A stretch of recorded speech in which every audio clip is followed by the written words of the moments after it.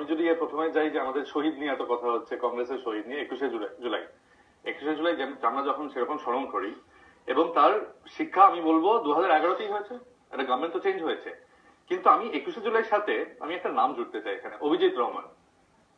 সোমনাথ বাবু তো বলছিলেন যে 1982 থেকে কংগ্রেস আছে, মানে যুব কংগ্রেস ছিলেন। যুব কংগ্রেসের আমাদের হুগলি জেলার লোকসভার প্রেসিডেন্ট খুন করা হয়েছিল তৃণমূল কর্মীদের হাতে নিজের বাড়িতে পঞ্চায়েত ইলেকশনের সময়।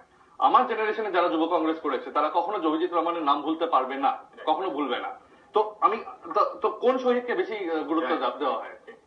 সব শহীদই স্মরণের, সব শহীদকে আমরা মনে করি, কিন্তু 21শে জুলাই যা হয়েছিল সেটা এখনো স্মরণ করব।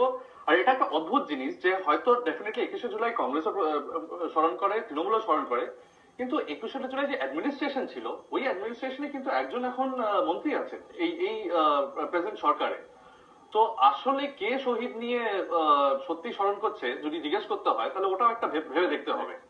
কিন্তু আমি যদি এত ইতিহাস দেখি, আমি এতই দেখি, অভিজিৎ রহমান তো আমি একটা নাম দিচ্ছি।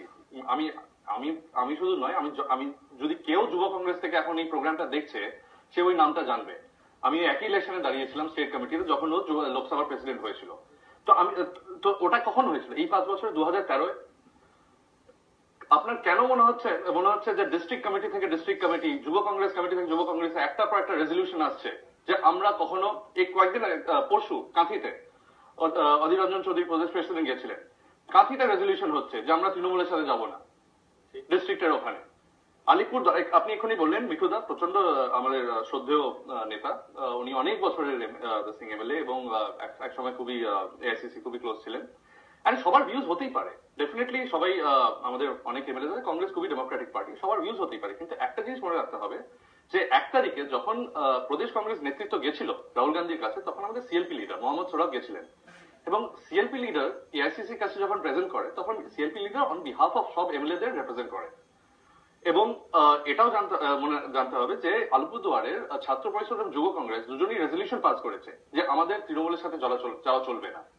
সো সবার ওপিনিয়ন আছে, সবার মতামত আছে, কিন্তু বললেন কর্মীদের আবেগ কি আছে? যেহেতু আমি তো এই যে বলছি, এই যে আমি এক একটা স্টেজে গিয়ে দেখেছি, আমি গিয়ে রায়গঞ্জে প্রদেশ কংগ্রেস প্রেসিডেন্ট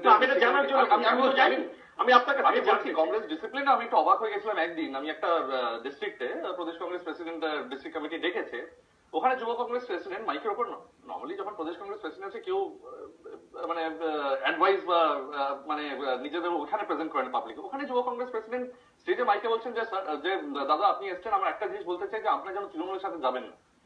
এই যে মানে ভেঙে এটা বলা, ওপেনলি বলা, এই যে জায়গায় কংগ্রেসের ভিতরে পৌঁছে গেছে।